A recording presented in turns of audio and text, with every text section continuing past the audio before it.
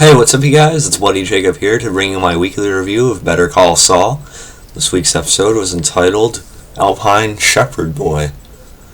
And, excuse me.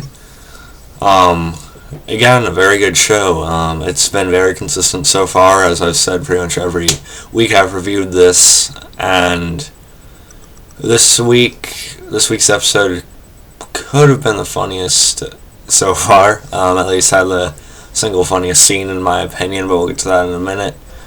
And it also could be the best episode so far. It just keeps on building. It keeps on getting just a little bit better every episode so far, I think.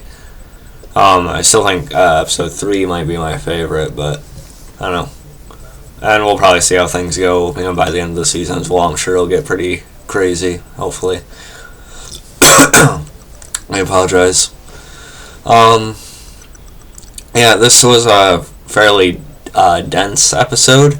There wasn't like a whole lot going on in a lot of different places. There's a lot going on, but yet it was like kind of confined in a way.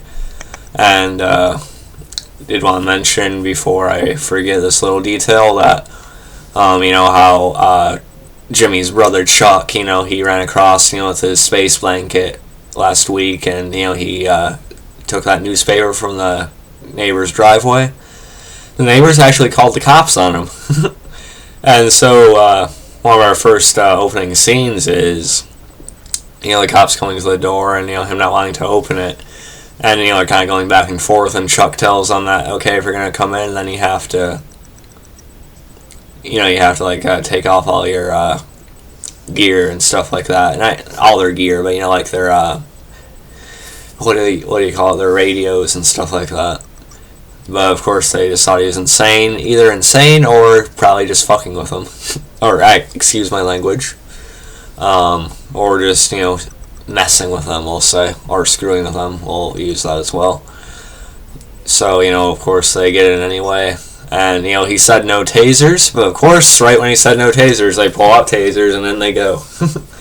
So Chuck is arrested, and of course Jimmy finds out about it. So it's hard because the thing about Chuck's situation, it's very depressing. It can be very depressing, and it shows that fairly well. But at the same time, they put this dark comedy spin on it that kind of makes you laugh at it at the same time. And you kind of feel bad for laughing at it too, but they make it kind of funny. So I know it's kind of an interesting plot point they have there. I'm not sure how all this is going to end up for Chuck. As we know, you don't really see or hear about him in Breaking Bad at any point. So a lot of fans wonder if he's going to die at some point in the series, which is kind of likely. Or maybe he just wasn't around that area at the time of Breaking Bad. I don't know, but we'll see how it turns out long term.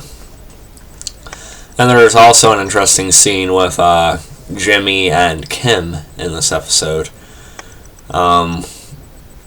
As far as Kim kind of talking about how it would be a good idea for someone to actually help the seniors, there'd be money in it, and someone needs to stand up for them, basically. And that's coming from Kim's heart, but Saul's just trying to seek ways to get more money any way he can, for various reasons, as we've seen for the past 2 episodes. And so he actually thinks it's a genuinely good idea, at least as far as Kim goes and stuff like that. And the thing about their scene, I think, if I remember right, Jimmy is massaging her feet and stuff like that, and you get that they're a friends with benefits type of relationship at this point. But I wonder if they're gonna go deeper at any point, with their relationship, whether they'll form more romantic connection, or I don't know. Could be interesting, because even Jimmy or Saul Goodman has to have a love interest, right? But we'll see where that goes. So I think that's a kind of a curious dynamic too. We'll get to Chuck at the hospital pretty quickly here, but also one of the funniest things about this episode that I mentioned earlier, we see Jimmy going around to all these different clients and stuff like this, seem completely out of whack. The first guy, I forget his name, but he basically wanted to separate himself from the United States, secede from the Union or something like that. And I'm sorry if I'm getting the terms wrong and stuff, but yeah. I apologize again.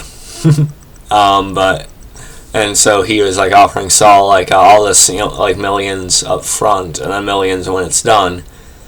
And Saul again. I'm gonna say Saul sometimes, but Jimmy, was offered this cash, millions that the guy supposedly had up front, and he was pretty surprised by it, but he was like in disbelief. And then when he handed him this briefcase of money, of course all the money had the guy's face on it. So of course it was like, oh yeah, this is gonna be like the first commerce, to like the ground of it, to my new nation basically. And so that was kind of hilarious. And like when Jimmy was about to be handed that much money, oh no, it can't be that good for him. So yeah, there was a turn that completely brought the whole thing down and made it pointless. So Jimmy just kind of walked out on that.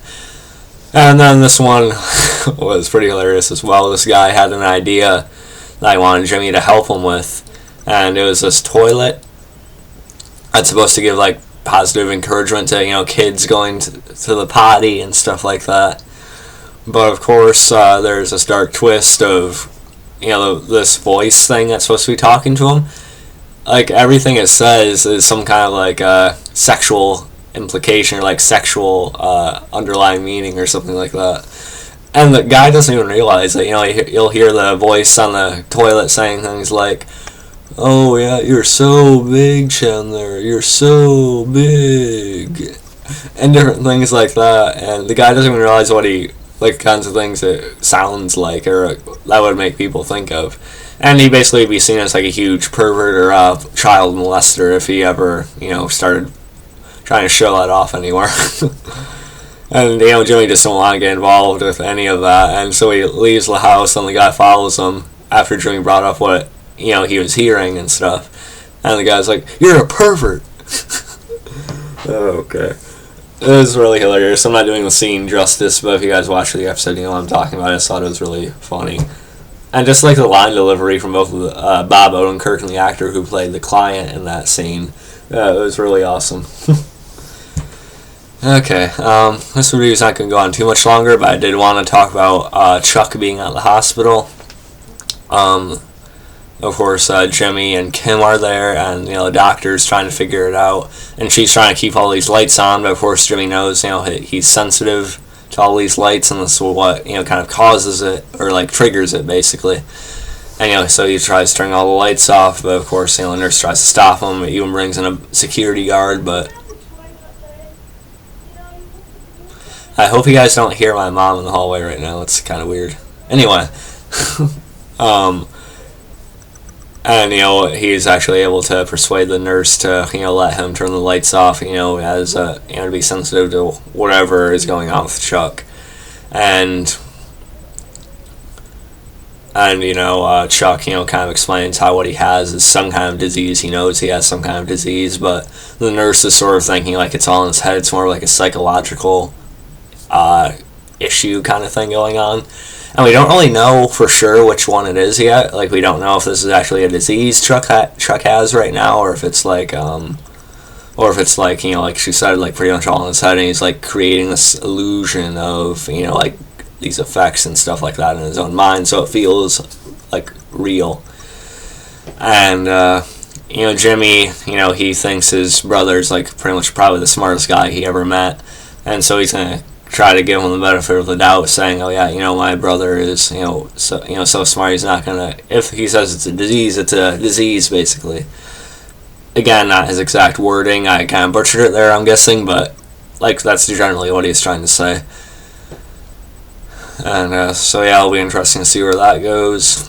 The nurse actually did really well in that scene too. I liked her, but I know she's not going to be like a big character or anything. But still, I thought whoever played her did all right.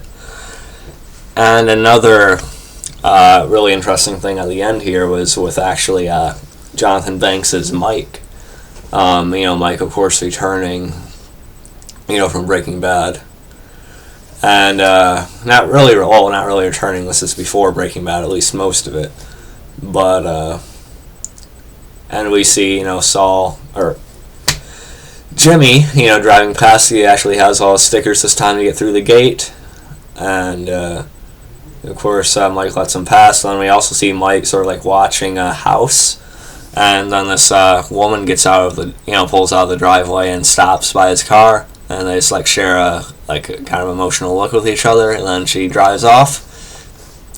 So I'm wondering, I don't know for sure, but I'm wondering if that's actually his daughter, because if you guys remember in Breaking Bad, he was always looking after his little granddaughter and stuff, and we've seen like two people waving to him when he dropped her off at one point and stuff. So I'm kind of wondering if maybe that was his daughter we see, who eventually has that granddaughter.